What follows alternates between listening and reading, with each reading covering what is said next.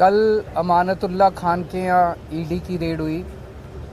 ये कोई पहला मौका नहीं है जब प्रधानमंत्री जी ने आम आदमी पार्टी के नेताओं पे रेड कराई है। जब से हमारी सरकार बनी है दिल्ली के अंदर, प्रधानमंत्री मोदी जी की पूरी कोशिश है कि किसी भी तरह से आम आदमी पार्टी को कुचल दिया जाए, ख़त्म कर दिया जाए। जैसे हमारी सरकार बनी 2015 में, 2016 में इन्होंने शुंगलू कमेटी बिठाई। शुंगलू कमेटी ने हमारी दिल्ली सरकार के तब तक जितने काम किए थे 400 फाइल मंगाई, 400 साढ़े 400 फाइलें मंगाई।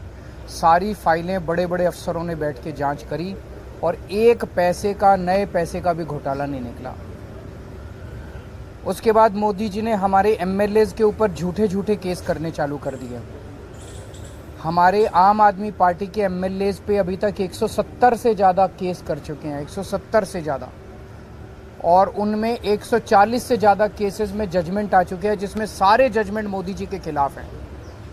सारे जजमेंट हमारे पक्ष में आए हैं कि झूठा केस किया गया हमारे एमएलए के खिलाफ, झूठी एफआईआर की गई, झूठी गिरफ्तारी की गई, गलत गिरफ्तारी की गई। उसके बाद इन्होंने पिछले 2 साल से हमारे मंत्रियों को और सीनियर नेताओं को अब गिरफ्तार करना चालू किया। इन्होंने सत्येंद्र जैन को गिरफ्तार किया, इन्होंने मनीष सिसोदिया को गिरफ्तार किया, इन्होंने संजय सिंह को गिरफ्तार किया, इन्होंने कल अमानतुल्लाह खान के यहाँ ईडी की रेड की।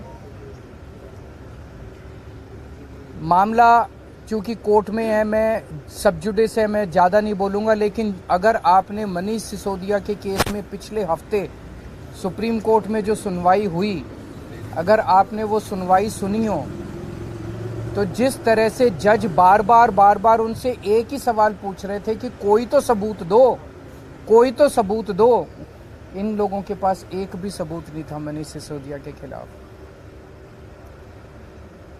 तो इसका मतलब सारे के सारे केसेस झूठे किए जा रहे हैं।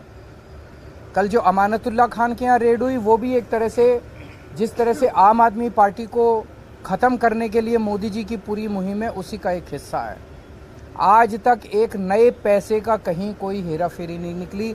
मैं नरेंद्र मोदी जी को चैलेंज करता हूँ, आप इतनी इंक्वायरी हमारी, बोले बस घोटाला कर दिया केजरीवाल ने, सड़कों का घोटाला कर दिया, बिजली का घोटाला कर दिया, पानी का घोटाला, इतने घोटाले, इतनी जांच करा ली। एक नए पैसे का मैं चैलेंज करता हूँ, एक नए पैसे का अगर आपको कहीं कुछ मिला हो, अगर मिला हो तो आपको लगता है मेरे को छोड़ देते मोदी जी, कहीं कुछ नहीं मिला उनको। तो ये सारी की सारी जितनी जांच चल रही है, ये सारी फर्जी जांच है और उनका मकसद भ्रष्टाचार ख़त्म करना नहीं है। दूसरी पार्टियों के जितने भ्रष्टाचारी हैं, सारे भ्रष्टाचारी उन्होंने अपनी पार्टी में शामिल कर लिए। हमने देखा महाराष्ट्र के अंदर अभी 2 दिन पहले जिन नेताओं को चिल्ला कर मोदी जी ने कहा कि इन्होंने 70,000 करोड़ का घोटाला कर दिया, उन सारे भ्रष्टाचारियों को, जो मोदी जी की नज़र में भ्रष्टाचारी थे, उनको उन्होंने अपनी पार्टी में शामिल कर लिया। उन पे जितने केस कर रहे थे वो सारे केस खत्म कर दिए। तो भ्रष्टाचार, गुजरात के अंदर मोरबी ब्रिज गिर गया, मोरबी ब्रिज, कितने लोगों की मौत हो गई, कोई ईडी की रेड नहीं हुई, कोई सीबीआई की रेड नहीं हुई। इनके अपने राज्यों के अंदर, कर्नाटक के अंदर बताते हैं 40% कमीशन वाली सरकार, इनकी सरकार को फेमस कहा जाता था, कोई ईडी की रेड नहीं हुई उनके यहाँ, कोई सीबीआई की। बीजेपी वालों के अंदर, उनकी अपनी सरकारों के अंदर किसी तरह की जांच नहीं होती।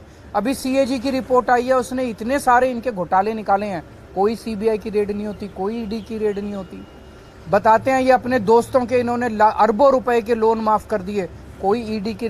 तो भ्रष्टाचार खत्म करना इनका मकसद नहीं है, इनका केवल और केवल मकसद है विपक्ष के लोगों को किसी भी तरह से तंग करना। बहुत ज्यादा अहंकार हो गया मोदी जी को। आप टीवी पे देखते हैं जिस तरह से वो चलते हैं, उनकी चाल में अहंकार नजर आता है, उनकी जुबान में अहंकार नजर आता है, उनकी बातचीत करने में अहंकार नजर आता है। जिस तरह से वो अब किसी इंसान को इंसान नहीं समझते। और अगर किसी देश के राजा को इतना ज़्यादा अहंकार हो जाए तो फिर उस देश की तरक्की कैसे हो सकती है। वो तो अब छोटी छोटी चीज़ों पे, हर चीज़ पे वो बदला लेने पे उतारू होते हैं। अगर किसी देश का राजा छोटे छोटे आम लोगों से हम लोगों की क्या औकात है? हमसे अगर बदला लेने पे अमानतुल्लाह खान की क्या, अगर इनसे बदला लेने पे, छोटे छोटे आम लोगों से बदला लेने पे उतारू हो जाएं, फिर वो देश तरक्की नहीं कर सकता। आज देश का माहौल बहुत ज़्यादा ख़राब हो चुका है। पहली बार ऐसा हो रहा है कि देश छोड़ छोड़ के लोग दूसरे देशों की, भारत छोड़ छोड़ के लोग दूसरे देशों की नागरिकता ले रहे हैं। ऐसा कभी नहीं हुआ। इतने बड़े स्केल के ऊपर लोग भारत की नागरिकता छोड़ के, भारत छोड़ छोड़ के जा रहे हैं। पूरे देश का माहौल ख़राब हो चुका, व्यापार बर्बाद हो चुका है, उद्योग बर्बाद हो चुका है, व्यापारी डरे हुए हैं, उद्योगपति डरे हुए हैं, आम जनता डरी हुई है, मीडिया वाले डरे हुए हैं, आप सब लोगों को डरा रखा है। तो बहुत ज़्यादा ख़राब है माहौल, लेकिन आम आदमी पार्टी टिकी हुई है, आम आदमी पार्टी डटी हुई है। आम आदमी पार्टी देशभक्तों की पार्टी है, ईमानदार लोगों की पार्टी है। मोदी जी जो मर्जी कर ले, हम झुकने वाले नहीं हैं।